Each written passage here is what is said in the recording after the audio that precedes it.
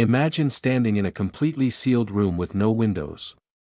Around you are stone walls overlaid with pure, shining gold. In the center sits a chest made of acacia wood, also completely overlaid with gold, inside and out. On its lid, two golden cherubim stretch their wings toward each other. There are no lamps, no candles, no sunlight here. Yet, the room is not dark. It is illuminated by a mysterious, brilliant glow emanating from right between the wings of the cherubim. This is the Shekinah, the glorious presence of God. My friends, the object I have just described is the Ark of the Covenant, the most sacred, powerful, and greatest mystery in biblical history. For hundreds of years, this ark was the center of power for the nation of Israel. Wherever it went, rivers parted, and the most fortified walls crumbled. Then, suddenly, it vanished without a trace. As if it never existed. To this day, in 2026, countless archaeologists, relic hunters, and theologians are still frantically searching for an answer. Where is the ark? Or was it destroyed? To understand its mystery, we must travel back in time over 3,000 years ago, to a barren desert between Egypt and Canaan. After leading the Israelites out of slavery in Egypt, the great prophet Moses climbed Mount Sinai. There, he received the 10 Commandments, etched onto 2 stone tablets by the very finger of God. To preserve this sacred covenant, God gave Moses a highly detailed blueprint to build the Ark of the Covenant. Inside the ark lay not only the 2 stone tablets but later, a golden jar of manna, the miraculous food that fell from heaven, and the budded rod of Aaron the priest. But beware. This ark was no ordinary piece of ancient craftsmanship. It possessed a terrifying power. The Bible records that the ark was the throne of God on earth. Therefore, its holiness was absolute. Anyone who touched the ark without preparation or without being a chosen priest paid with their life. There is a tragic story in the book of Samuel. When King David was bringing the ark to Jerusalem on a cart, the oxen stumbled, and the ark nearly tipped over. A man named Uzzah, out of good intentions, reached out his hand to steady it. But the moment his fingers touched the pure gold, a tremendous power burst forth. Uzzah fell dead on the spot. The incident was so terrifying that King David halted the procession immediately. Modern researchers have proposed a bold hypothesis: could the Ark of the Covenant be an ancient technological device? A giant capacitor storing energy, or even a radioactive source? Layering gold inside and out makes the ark a perfect Faraday cage, capable of accumulating massive electrical charges in the dry desert air. Of course, this is just scientific speculation. To the Israelites, it was the supreme power of the Almighty. And that power was proven in battles.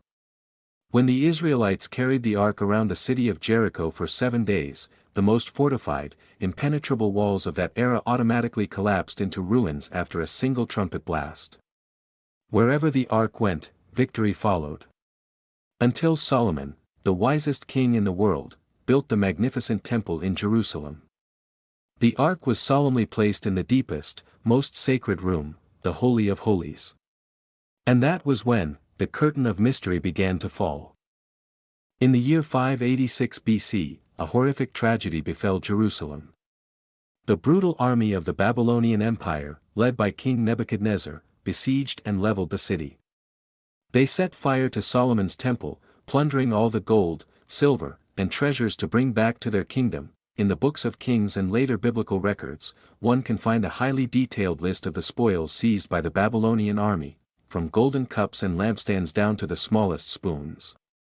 But there is a detail so startling it takes your breath away. In the entire inventory of those spoils, the Ark of the Covenant is never mentioned, the most sacred, most valuable gold treasure of the temple. Why did the Babylonians fail to note it? Did they overlook it? Impossible. A greedy conqueror like Nebuchadnezzar would never pass up such a prize. So, where did the ark go? Did it disappear before, during, or after the assault? From this point on, history officially loses track of the ark, giving way to thrilling hypotheses that humanity is still trying to decode thousands of years later.